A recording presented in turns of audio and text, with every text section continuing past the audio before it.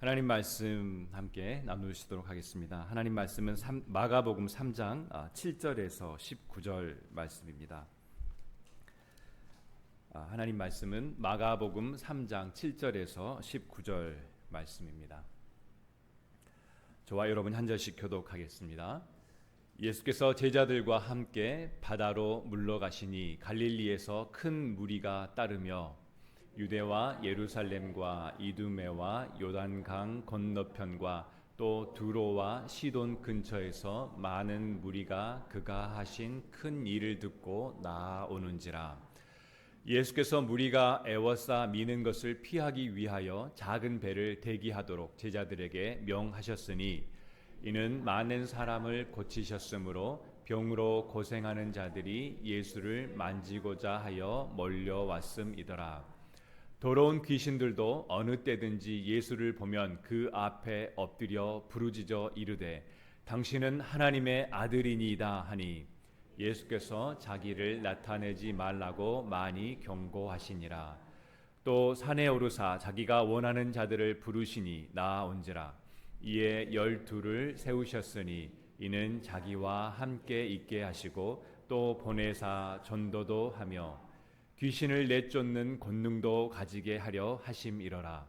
이 12를 세우셨으니 시몬에게는 베드로란 이름을 더하셨고 또 세베대의 아들 야고보와 야고보의 형제 요한이니 이 둘에게는 보아너게 곧 우레의 아들이란 이름을 더하셨으며 또 안드레와 빌립과 바돌로메와 마테와 도마와 알페오의 아들 야고보와 및 다데오와 가나나인 시몬이며 함께 읽겠습니다. 또 가롯 유다니 이는 예수를 판 자더라. 아멘. 오늘 마가복음 3장 본문 말씀은 예수님께서 행하셨던 사역들을 간단하게 요약하는 그런 내용이 나옵니다. 그리고 예수님께서 12제자를 불러 세우신 그 내용이 나오고 있습니다. 예수님께서 바닷가로 가셨을 때 사방에서 수많은 무리가 예수님께로 몰려들기 시작합니다. 갈릴리를 중심으로 남쪽의 유대와 예루살렘에서부터 더 밑에 이두메 지역에서 또 요단강 건너편 요단강 동쪽에서 또 그 북쪽의 두로와 시돈 지방에서 사방에서 예수님께서 행하신 큰 일을 듣고 나옵니다. 얼마나 많은 사람이 애워싸고 밀쳐댔는지 예수님께서는 그 무리를 피하시기 위해서 제자들에게 작은 배를 대라라고 그렇게 명하시기까지 합니다.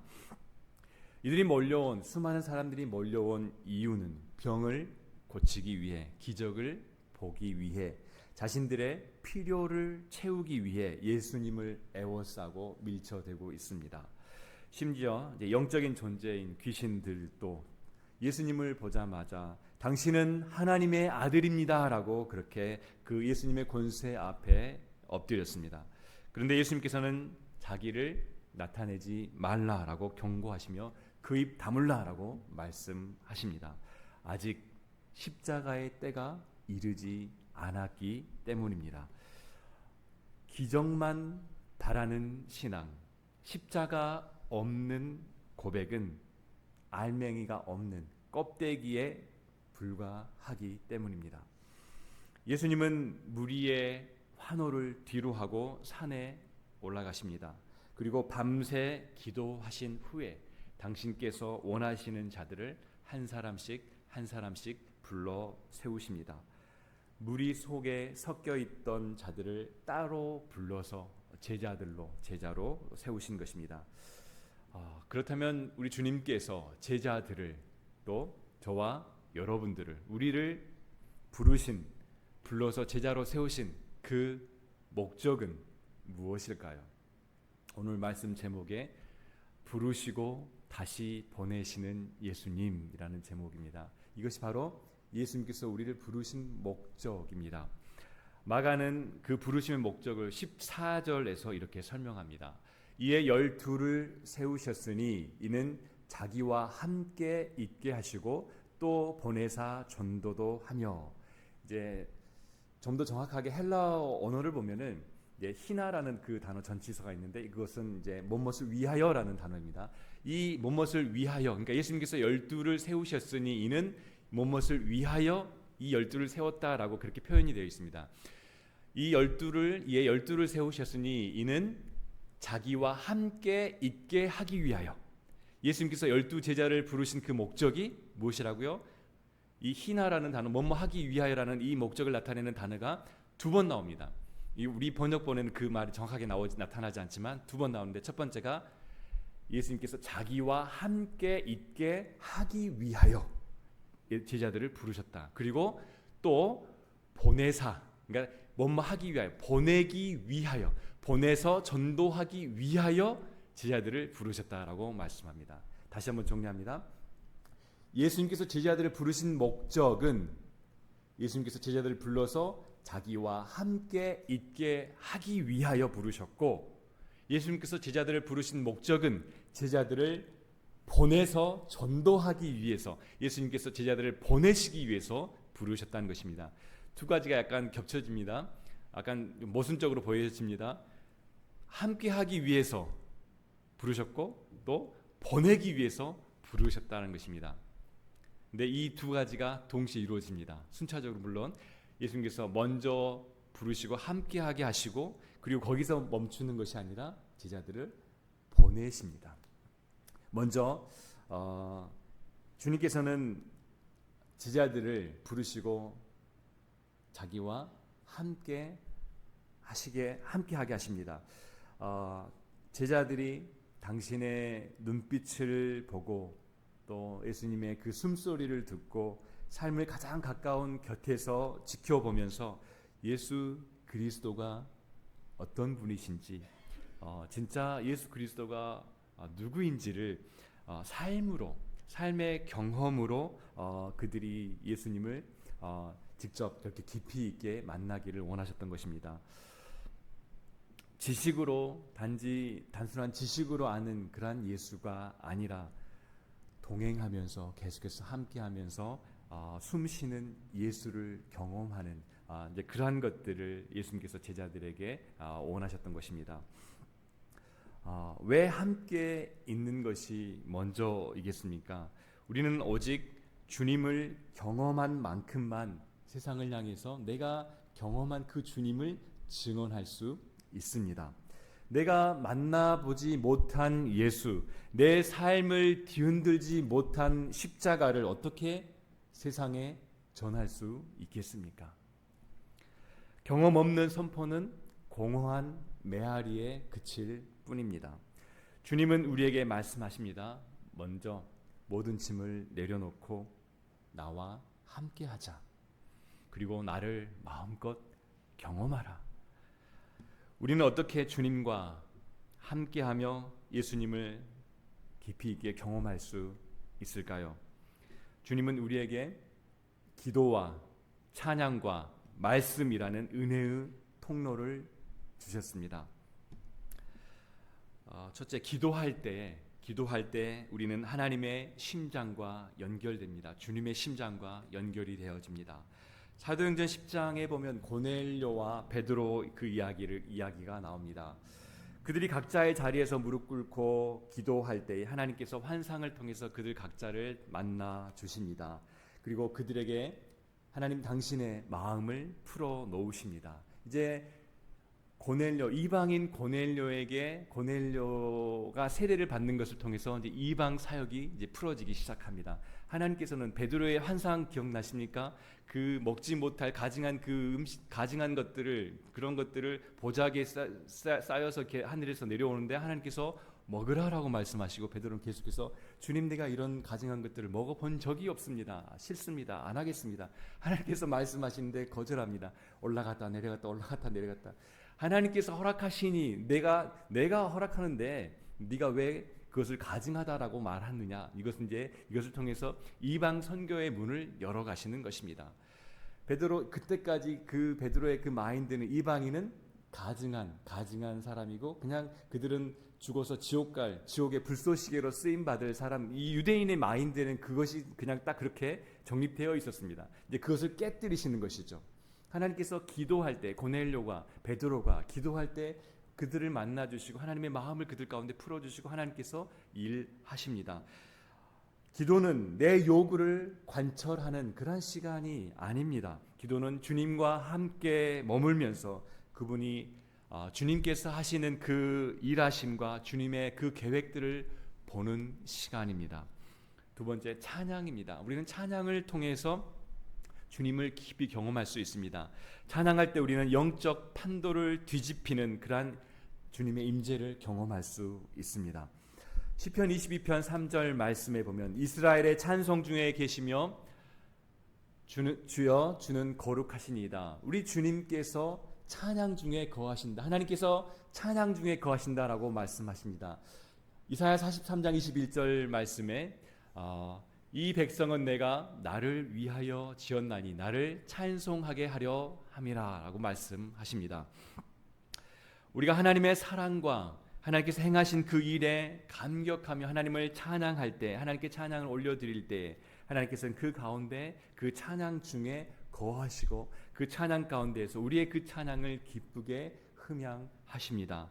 사도행전 16장에서 빌립보 감옥에 갇혀 있던 사도 바울과 실라가 빌립보 그 옥에 갇혀서 지금 굉장히 옥고를 치르고 있습니다. 옷이 다 벗겨지고 매를 심하게 맞고 감옥에 이제 갇혀서 있는 그런 상황에 바울과 실라가 그 감옥 깊은 곳에서 무엇을 합니까? 기도하고 찬양하기 시작합니다. 그들이 기도하고 찬양할 때 그 모든 죄수들이 듣기 시작합니다. 어떤 일이 일어납니까? 그 옥터가 진동하고 그들의 차고 있던 모든 그 옥문이 열리고 착고가 다 풀려지고 그들을 메고 있던 모든 것들이 다 풀어지는 역사가 일어납니다. 찬양 중에 주님을 경험한 것입니다. 찬양은 이렇게 환경을 초월하여 역사하시는 그 주님의 주권을 내 삶 안으로 초청하는 강력한 선언입니다. 또 셋째로 말씀을 통해서 우리는 주님의 임재를 경험할 수 있습니다. 말씀을 통해 우리는 차디찬 우리의 가슴에 주님의 그 뜨거운 불이 우리 안에 그렇게 붙여지는 것을 경험할 수 있습니다. 누가복음 24장에 보면 모든 소망을 잃고 체념한 채 엠마오로 가던 두 제자 이야기가 나옵니다. 예수님께서 그들에게 모세와 선지자의 글들로부터 시작하여서 성경에 기록된 메시아에 관한 그 이야기들을 자세하게 풀어주십니다. 그때 제자들이 서로 무엇이라고 말합니까?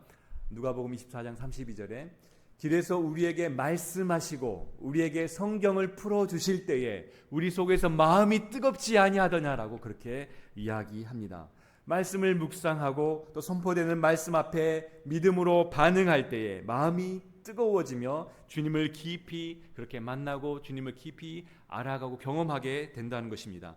기록된 말씀과 선포되는 말씀을 통해 우리는 부활하신 주님을 마주하게 될 수 있습니다. 말씀이 육신이 되어 이 땅에 오신 예수님께서는 오늘날 기록된 하나님의 이 말씀 그리고 선포되는 하나님의 말씀을 통해서 우리를 만나 주십니다. 사모함과 기대와 믿음으로 말씀 앞에 우리가 나아갈 때에 우리는 주님을 더 깊이 경험할 수 있습니다. 이렇게 기도와 찬양과 말씀을 통해서 주님을 경험해 나아갈 때 가장 중요한 것은 십자가를 통한 예수 그리스도의 사랑, 하나님의 그 크신 사랑입니다. 그 십자가 앞에서 나를 향한 주님의 그 크고 넓고 깊고 그 높은 그 하나님의 사랑을 날마다 새롭게 날마다 더 깊이 경험하는 그러한 주님의 제자들이 되시기를 바랍니다. 예수님께서 우리를 제자로 부르신 목적, 먼저는 주님과 함께하면서 주님을 경험하도록 그렇게 부르셨다라고 말씀했습니다. 주님을 우리가 경험하는 그 방법으로는 기도와 찬양과 말씀이 있다라고 그랬습니다. 이제 주님을 경험한 우리가 이제 그냥 거기서 계속 주님의 은혜 안에서만, 주님의 사랑 안에서만, 주님의 품 안에서만 머물게 주님께서 두지 않으십니다. 주님께서는 이제 우리를 부르시고 이제 우리를 보내십니다. 주님이 우리를 부르신 또 다른 목적은 보내시기 위함입니다. 예수님은 제자들을 안전한 주님의 품 안에만 그렇게 머물게 하지 않으십니다. 주님과 함께 머물며 그분의 권능을 맛보고 그분의 사랑으로 가슴이 뜨거워진 제자들을 향해서 주님은 이제 단호하게 명령하십니다. 이제 가라. 거친 세상 속으로 내려가라. 주님은 우리를 세상으로부터 불러내어서 제자로 삼으셨고 다시 세상 속으로 다시 우리를 보내시며 복음을 선포하도록, 복음을 선포하는 삶을 살아가도록 우리를 다시 세상으로 밀어내십니다. 다시 세상으로 보내십니다. 가서 무엇을 하라고 하십니까? 하나님 나라의 복음을 선포하고 예수 그리스도의 이름의 권세를 가지고 악한 어둠의 권세들, 어둠의 영적 세력들과 맞서 싸워서 귀신을 쫓아내는 그런 사역들을 하라라고 말씀하십니다. 세상은 만만한 곳이 아닙니다. 끊임없이 제자들을 유혹하고 무너뜨리려고 하는 그런 영적인 전쟁터입니다. 그러나 주님은 제자들을 그냥 빈손으로 보내지 않으셨습니다.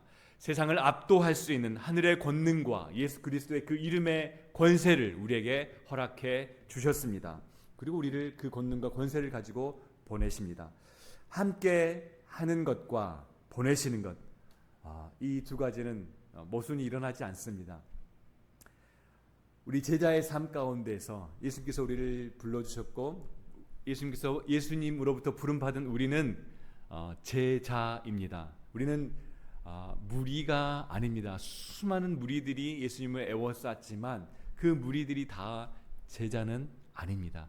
그 무리들 가운데서 예수님께서 제자를 직접 불러 세우셨습니다. 이 부름받은 제자는 예수님과 함께 거하며 그리고 예수님과 함께 거하면서 예수님의 은혜와 예수님의 사랑과 예수님의 권능으로 충만하게 채워지고 그리고 이제 세상으로 나아가서 예수 그리스도의 그 이름의 권세와 능력을 가지고 예수 그리스도의 그 십자가와 부활의 복음을 증거하는 삶을 그렇게 살아내야 하는 것입니다.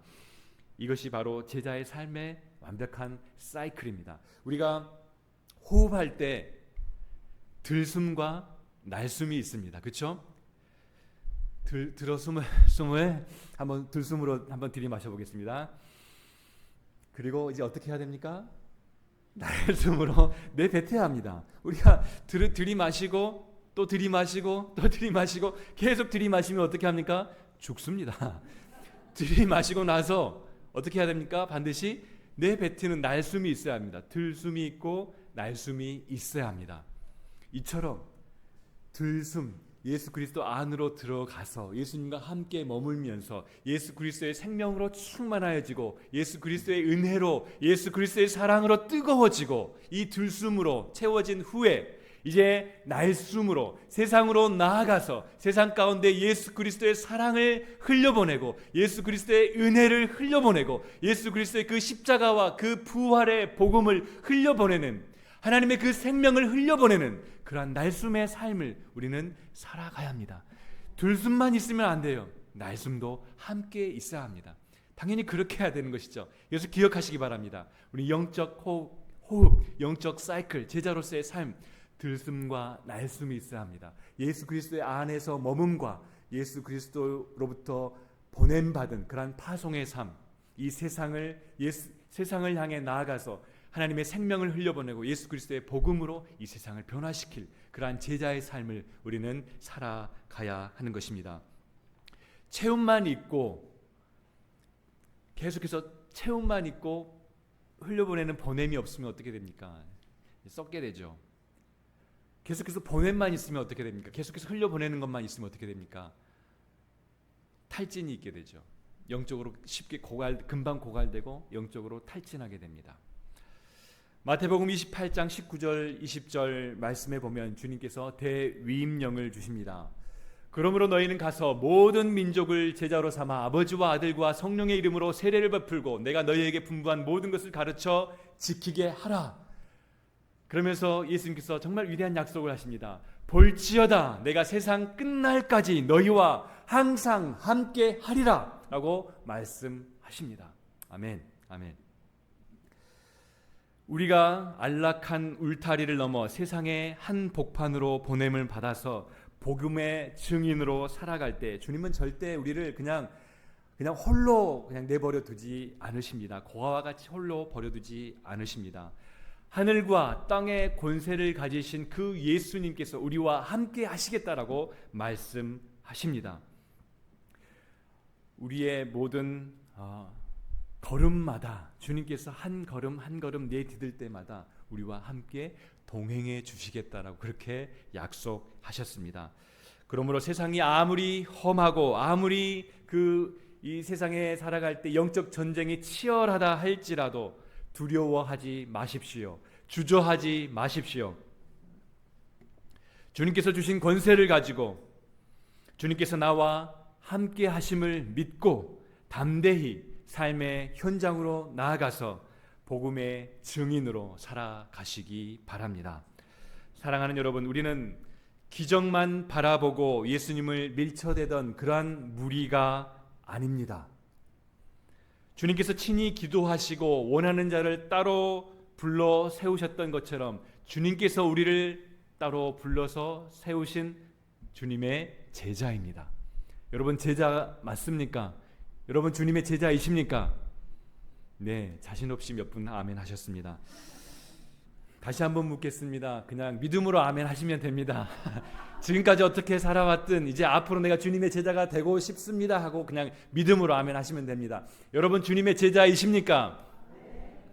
주님의 제자로 살아가시기 바랍니다. 주님께서 우리를 부르셨을 때 그냥 적당히 살아가도록 그렇게 무리 가운데 한 사람으로 우리를 그렇게 불러주시지 않으셨습니다. 주님께서 우리를 불러주셨을 때에는 그냥 무리에 머물러 있는 그러한 삶이 아니라 무리 가운데에서 주님의 제자로 우리를 부르신 것입니다. 그 주님의 제자는 주님과 함께 하면서 주님의 심장 소리를 듣는 그 사람들이 주님의 제자입니다. 주님의 마음을 알고 주님께서 어떠한 것을 바라보시고 어떠한 것에 대해서 막 주님께서 흥분하시면서 어떠한 것에 대해서 갈망하시고 계시는지 어떠한 것을 정말 간절히 이루기 원하시는지 그 주님의 그 심장의 박동 소리를 알고 듣고 하는 그 사람들이 주님의 제자입니다. 무리와 제자의 결정적인 차이가 무엇인지 아십니까? 무리는 십자가 앞에서 예수를 버리고 도망하지만 제자는 십자가 앞으로 계속해서 다시 돌아와서 그 십자가의 그 사랑, 주님의 그 진한 사랑, 그 크고 그 깊고 그 넓은 그 주님의 사랑을 정면으로 마주하는 자들이 제자입니다. 나를 위해 물과 피를 쏟으신 주님의 그 사랑에 가슴을 찢는 사람이 주님의 제자입니다. 그 사랑에 완전히 압도당한 사람이 주님의 제자입니다. 우리를 부르신 주님의 그 부르심의 목적은 분명합니다. 주님과 함께하며 그분의 십자가 사랑을 깊이 경험하게 하는 것입니다. 사랑하는 여러분, 주님의 그 십자가를 깊이 경험하셨습니까? 아직 그 주님의 그 십자가를 정말 뜨겁게 경험하지 못했다면 주님의 그 십자가의 사랑을 뜨겁게 경험하시기를 주님의 이름으로 축원드립니다. 그리고 그 채워진 그 사랑과 예수님의 그 은혜와 예수 그리스도의 이름의 그 권세를 가지고 세상에 나아가 복음을 선포하는 것이 바로 제자입니다. 제자의 삶은 단순합니다. 매일 기도의 자리, 찬양의 자리, 말씀의 자리에서 주님과 동행하며 주님을 깊이 경험하며 그분의 사랑을 경험하며 그렇게 살아가는 자입니다. 그리고 그 경험한 사랑을 가지고 가정으로, 일터로, 각자 삶의 영역으로 나아가서 예수 그리스도의 은혜와 예수 그리스도의 사랑을 흘려 보내는 삶을 살아가는 것입니다. 이것이 바로 제자의 삶입니다. 나를 위해 죽으시고 부활하신 주님이 이제 내 안에서 나를 살아가시는 그러한 삶을 살아가시기 바랍니다. 그 십자가의 복음을 당당히 살아내는 주님의 참된 제자가 되시기를 바랍니다. 주님의 사랑 안에 날마다 온전히 거하시고 그 사랑을 우리 주변의 많은 사람에게 거침없이 막힘없이 흘려보내는 그러한 삶을 살아가시기 바랍니다. 하나님 나라의 복음을 힘있게 선포하며 살아가는 저와 여러분 모두가 되시기를 주님의 이름으로 축원드립니다.